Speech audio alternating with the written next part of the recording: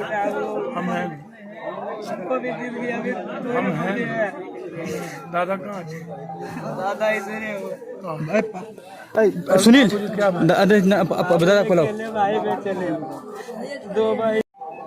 लाश जलाने के लिए चमार जी सर, लाश जलाने के लिए जबरदस्ती ले गया था चोरी में, तो हम वहाँ से कैसे भी करके जो है वहाँ से जो हम जो है लाश को यहाँ पे मंगवाए सर। जी प्रणाम प्रणाम भाई मेरे, प्रणाम ब्रदर। भाई मेरे, ये तो दबंगई की सीमा पार कर चुका है ये लोग। एकदम एकदम ये तो एकदम दीन में समझिए कि इतना बड़ा टेरर, एक आदमी इस गांव में तो कोई कंधा तक नहीं दिया उन लोगों के डर से, कोई मदद तक आज तक मुखिया तक भाई मेरे नहीं आया, और एकदम थाना से मिला हुआ वो लोग है। आतिश है, कोई आतिश नाम का जिसने मारा है, वो आतिश नाम है उसका। भाई मेरे आतिश को एकदम आप उसको देख लीजिए, मेरा रिक्वेस्ट है। आपके रहते हुए तो हमको नहीं लगता कि थोड़ा भी देर होगा। एकदम अभी भी धमकी देता है। कुछ लोग हैं जो थाना में पैरवी करता है। नीचे से माइक दिखाओ ना, ऊपर कहाँ लगा रहे हो? बस भाई मेरे, बस लगाते हो तुम लोग। बस ये रिक्वेस्ट है, इसको देख लिया जाए। ठीक, प्रणाम।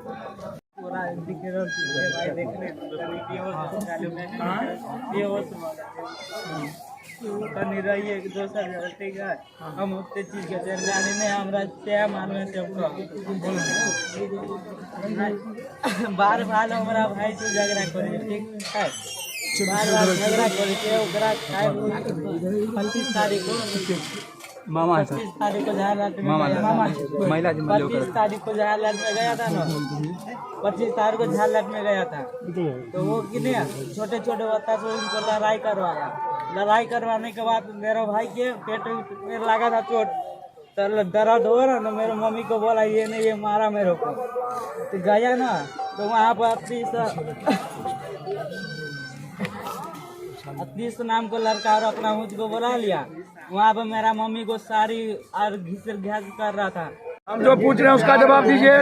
हम लोग तो इनके घर में हमेशा बैठे ही रहते हैं, न्यूज बनाते ही रहते हैं आकर। चलिए, न्यूज से मदद नहीं होती है। चलिए, हम लोग दिखावा नहीं करते हैं सर, करते हैं न्यूज से मदद नहीं होती है। 81 हो गया हमको, 81 साल से सर, 81, समझे? चलिए बैठिए उधर।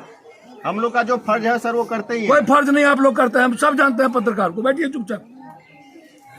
पत्रकार को भी आप बोल रहे हैं कि वो भी इसी लायक है क्या? भैया हम सब जानते हैं यार, तब आपको क्या लगता है? सोसाइटी में हमको पता नहीं है क्या? सोसाइटी में अपराध हो रहा है तो क्या पत्रकार ही करवा रहा है अपराध? जज नेता कोई है जो दारू नहीं पीता है? नहीं तो पत्रकार ही या मर्डर करवा रहा है क्या? बता रहे हैं पत्रकार ऐसे कर रहा है। चुप, एकदम थोड़ा शांत रहिए। आप जैसे ना, ये सब हम देखते देखते थक चुके हैं, समझे? थक चुके हैं सर, ये आपका कहना सही है, लेकिन जो है एक भी जो नेशनल मतलब हम ही लोग भतार बना के रखे हैं दादा लोग को।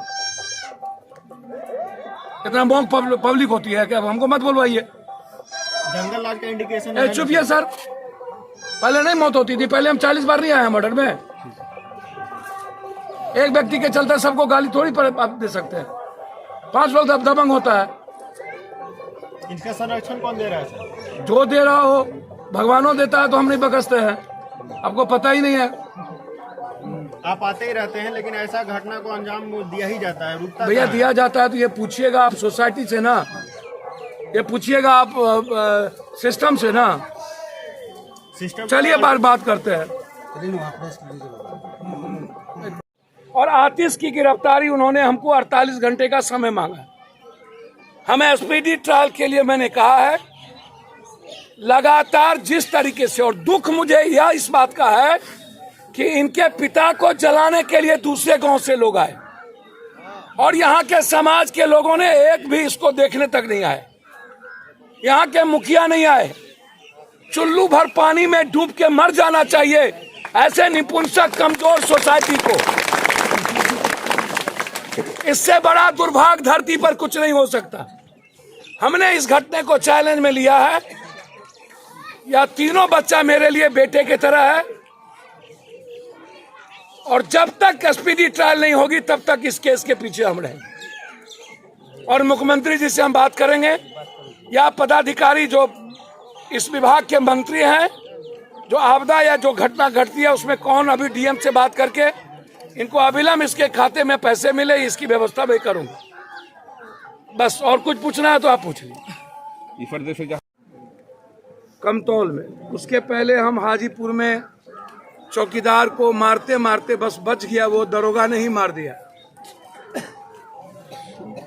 एक दिन में ऐसा नहीं है कि हम 6-4 मर्डर में हम जाते हैं। यह घटना बिल्कुल डिफरेंट है और मुझे लगता है कि समाज के कारण ये दुर्गति है इस इंसानियत की, मानवता की। हमको तो पता भी नहीं था कि ये कौन जात के लोग हैं, मारने वाले कौन जात हैं। हमें तो सिर्फ यह कहा गया कि मटकोर जा रहा था, उसके झगड़े में पति पत्नी को जबरदस्ती आके गोली मार दी। इस तरह से इतनी बड़ी विदारक घटना, ताकतवर आदमी और हमेशा ताकत दिखा करके, मेरा इसमें 4 सवाल इस सरकार से है। क्या गरीबों को जीने की आजादी और अधिकार है या नहीं? क्या गरीब, मिडिल क्लास और आम आदमी इस बिहार में रहे या नहीं? क्या इस बिहार में सिर्फ दबंग लोग, जमीन, बालू, शराब और ड्रग्स माफिया, गांजा माफिया ही पदाधिकारी और नेता ही रहेंगे?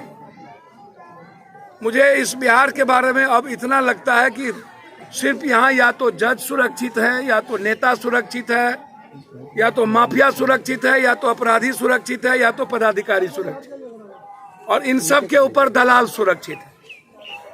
आम आदमी, एक व्यक्ति, एक ताकतवर आदमी, 2 ताकतवर आदमी के चलते पूरा समाज गलत नहीं होता, सर मतलब है किसी भी कीमत पर नहीं होता। आप इसको समझिए। ऊपर बेटा, ऊपर ऊपर ऊपर खड़े हो जाओ बाबू। ऊपर खड़ा हो जाओ, खड़ा हो जाओ ऊपर। आप इसको समझिए।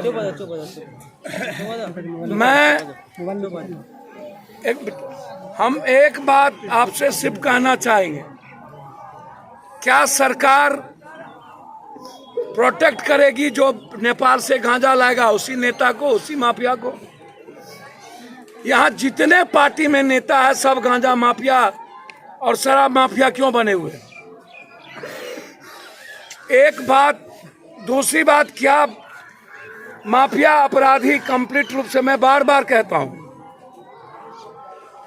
कि एसपीडी ट्रायल यदि आप नहीं चला सकते हैं, इस परिवार को किसी भी कीमत पर 8 लाख 16 लाख रुपया हम सरकार, सीएम से हम आज बात करेंगे। जो कानून इस चुनाव के पहले गवर्नमेंट ने बनाया था, दलितों के मर्डर में नौकरी और मुआवजा, मैंने अभी एक परिवार को मधुबनी पार्टी की ओर से 25,000 रुपया मैंने मदद की है।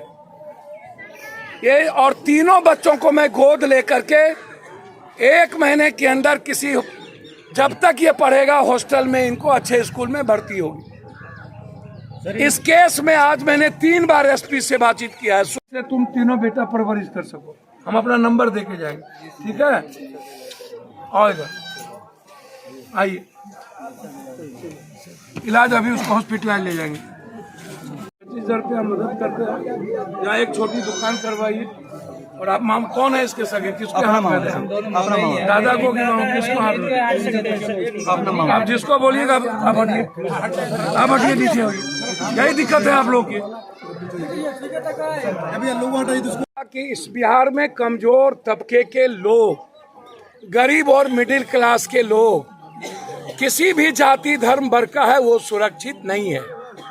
जो लोग किसी न किसी दल के दबंग लोग नेतागिरी करते हैं, किसी दल से रिलेटेड है, वह लोग अपने को भगवान बन बैठे हैं और वो अपने तरीके से समाज को, कमजोर तबके को गाइड करता है। सर, दारू माफिया सबसे ज्यादा सुरक्षित महसूस अपने आप को करता है। दारुए माफिया नहीं, गांजा माफिया भी। गांजा दारू हर जगह धरल। अब गांजा आपके बगल के बॉर्डर से गांजा ही तो आता है। जी जी, शराब ही तो आता है और आपके यहाँ से यूरिया जाता है उस पर। सर, ये पूर्ण तरीका से बंद नहीं हो पा रहा है, तो इसको भैया बंद होने का क्या बात है? सबसे ज्यादा नेता और पार्टी को इसी से पैसा मिल रहा है।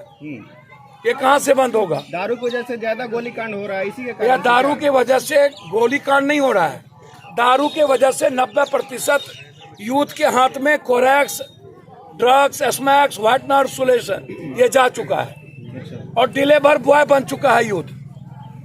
और ये दलाल माफिया नेता और पदाधिकारी को दरोगा से लेके एसपी तक का बंटवारा है, इसमें सब इन्वॉल्व हैं, कोई एक आदमी नहीं।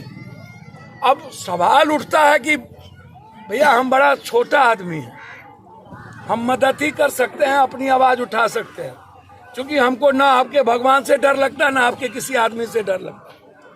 करना मुझे अपने ही जेब से है, कोई पैच उधार हम लेंगे नहीं। तो हमें लगता है कि न्याय के लिए लड़ना चाहिए। इसके पहले यदि हमारे पार्टी के नेता यहाँ नहीं आए, मैं आज ही सारा कमेटी डिसॉल्व करूंगा। चिराग पासवान जी अभी तक नहीं आए हैं। इसका नाम ले रहे हैं, छोड़िए सब फालतू बात कर। कौन आए थे? आपकी पार्टी के शहनवाज हुसैन आए थे। अब आए थे? सर ये भी आए थे, चंदन जी लोग चंदन आपकी आए के पार्टी से आए थे। अब आए थे तब तो ठीक है भाई। आपके पार्टी आप दूसरे नेताओं के बारे में हमसे मत आश्वासन पूछिए। मिला कब तक गिरफ्तारी हो जाएगी? जो सर उनका जात होगा तो आ जाएगा। 4 दिन हो गया सर। जिस नेता का जात होगा मरेगा, वहाँ नेतागिरी करेंगे थोड़ा देर जाके, काहे का चिंता करते? अभी रामपट्टी में भी सर ऐसा ही घटना देखने को मिला है, वहाँ भी नरसंहार हुआ है। वो जो रोहित यादव मारा है, हमने एसपी को बोला है कि उसका काउंटर क्यों नहीं करते। सर किसी भी कीमत पर रोहित यादव टाइप के आदमी को मैं आपको बच्चे की सौगंध खा के कहता हूँ, जब तक मरवाऊंगा नहीं, काउंटर नहीं करवाऊंगा, तब तक चैन से नहीं बैठेंगे। आप याद रखें।